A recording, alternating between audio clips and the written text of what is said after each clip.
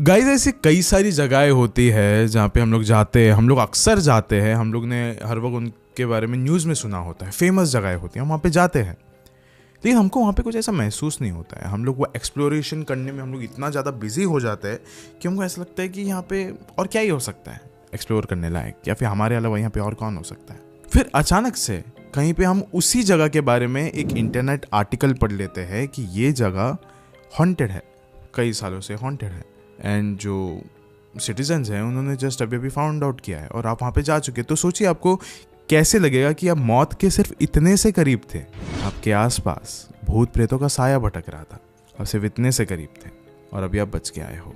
And guys ऐसी ही एक ऐसी जगह है दिल्ली में, जहाँ पे शायद से हर कोई दिल्ली वाला जाके आ चुका है, शायद पूरे इंडिया में से कई सारे लोग वहाँ पे जाके आ चुके हैं। इस जगह का नाम है Lal Qila, red fort. Red fort एक ऐसी जगह है जहाँ पे हर कोई बचपन से जाता है, लाइक हर कोई उसको दूर से देखता है, हर किसी को उसका इतिहास थोड़ा बहुत पता है लेकिन पूरा नहीं पता। अभी आप जब ये वीडियो सुनोगे ना तो आपका थोड़ा सा नज़रिया चेंज हो जाएगा रेड फोर्ट के लिए। लोग वहाँ पे जाते हैं अपनी यादें बनाने के लिए, लेकिन अभी आपको रेड फोर्ट एक अलग नज़रिए से देखना पड़ेगा। मैं आपको बताता हूँ उसकी कहानी क्या है।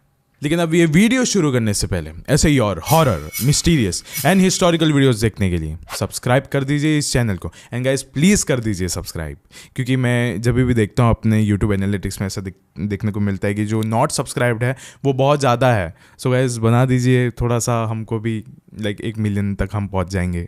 सो गाइस प्लीज़ सब्सक्राइब कर दीजिए। एंड अब ये कहानी शुरू होती है। ये कहानी आज से कुछ सालों पहले की है, जब कुछ गर्मियों की छुट्टियां चल रही थी एंड दिल्ली में एक टीचर रहा करती थी जिसका नाम था मुस्कान।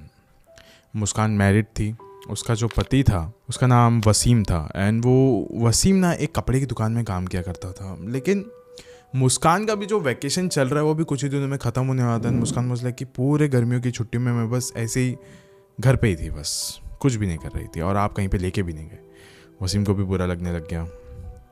फिर मुस्कान ने बोला चलो एटलीस्ट अब वैकेशन ख़त्म होने वाला है तो अभी हम लोग कहीं पे चले जाते घूमने। वसीम ने भी कहा कि हाँ एक्चुअली मुझे ऐसा लग रहा है आजकल मैं कुछ ज़्यादा ही काम करने लग गया हूँ, तो जाते हैं हम लोग। लाल किला कैसा रहेगा? मुस्कान बहुत ज़्यादा खुश हो गई क्योंकि वो कभी गई नहीं थी लाल किला। एंड फिर वसीम ने कहा कि चलो ठीक है लाल किला जाएंगे, थोड़ा घूम फिर भी लेंगे और वहीं पर हम लोग खा भी लेंगे रात को आते आते। जाते हैं।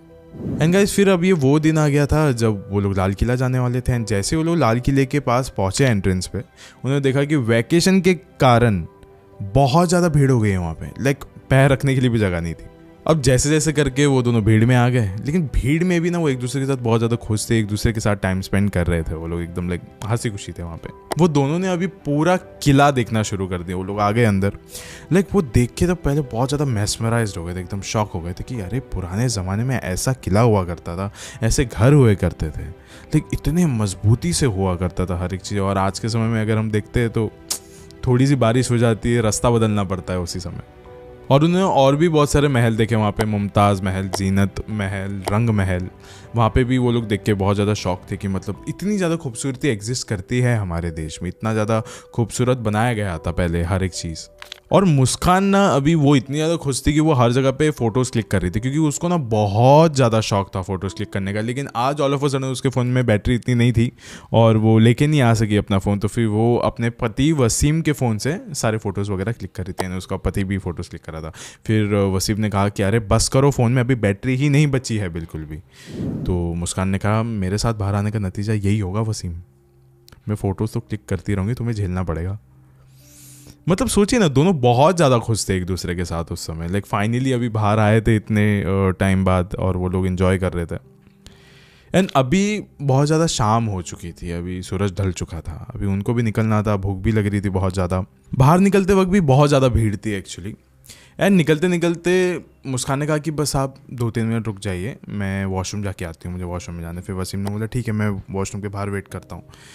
एंड फिर जब वो बाहर वेट कर रहा था तो उसको बहुत ज़्यादा वक्त लग रहा था मुस्कान को बाहर आने के लिए।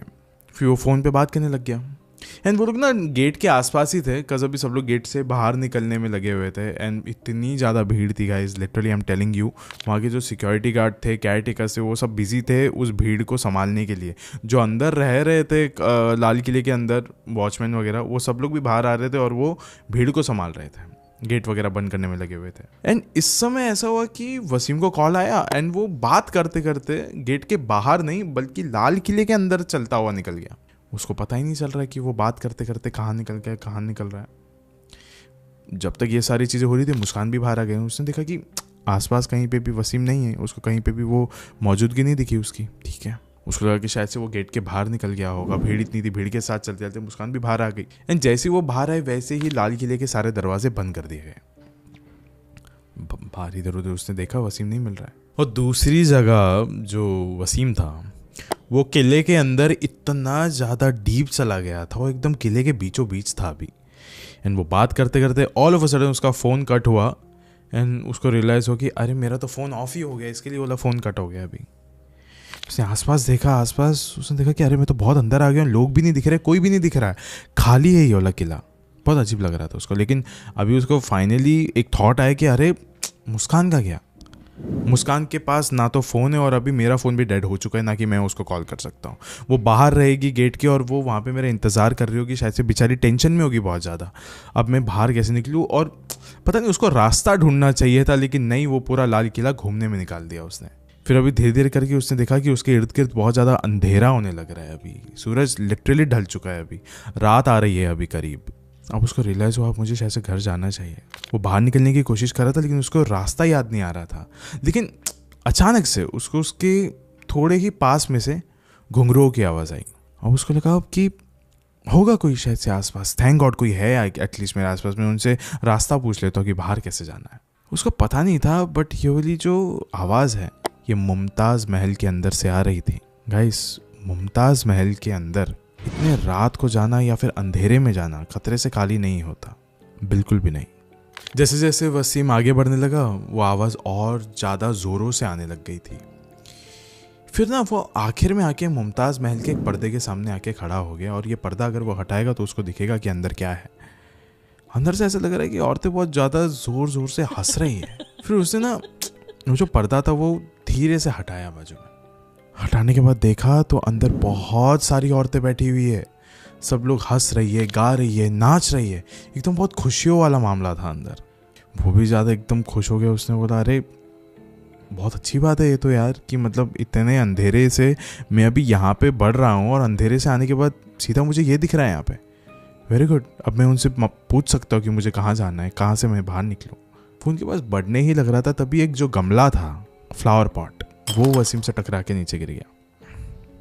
एक बहुत ज़ोर की आवाज़ है एंड सारी औरतें चौकन्नी हो गई, सब खड़े हो गए, गाना वाना सब बंद, नाचना वाचना सब बंद। एंड सब ने उसके तरफ देखा, वसीम ने भी उनकी तरफ देखा और वो चौकन्ना हो गया, शॉक हो गया था एक्चुअली, देखा जाए तो चौंक गया।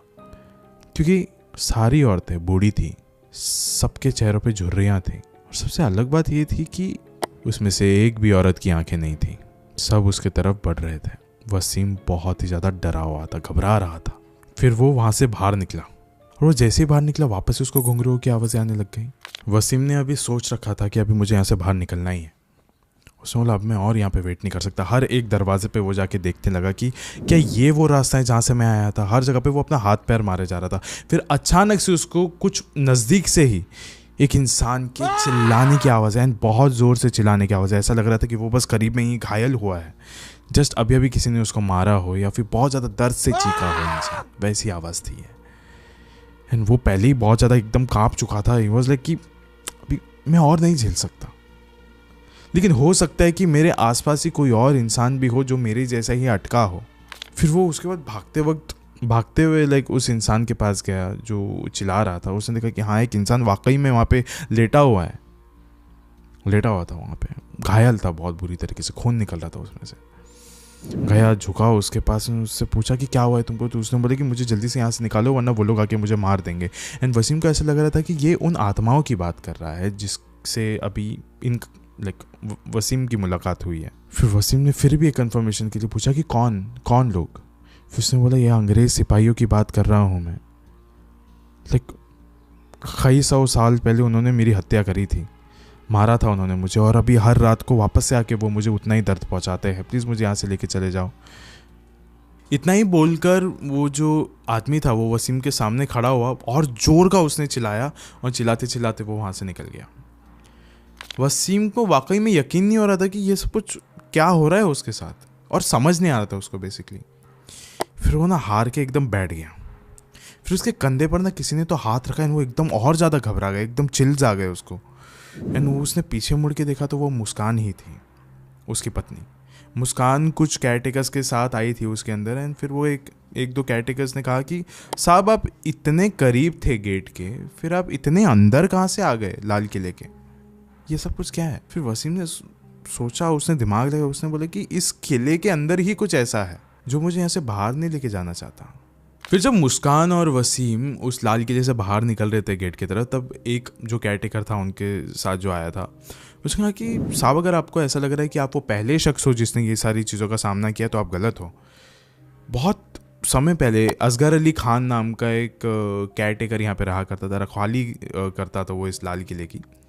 उसने कहा था ये बात कि हर गुरुवार के दिन जब भी मैं यहाँ पे रखवाली करता होता हूँ और शाम के समय जब हर कोई यहाँ से चला जाता है, तब मुझे लाल किले में राजा और रानी की आत्मा घूमते हुए दिखती है। भटकते हैं वो लोग यहाँ पे, मेरे नज़रों के सामने भटकते हैं वो लोग, हर वक्त दिखते रहते हैं मुझे।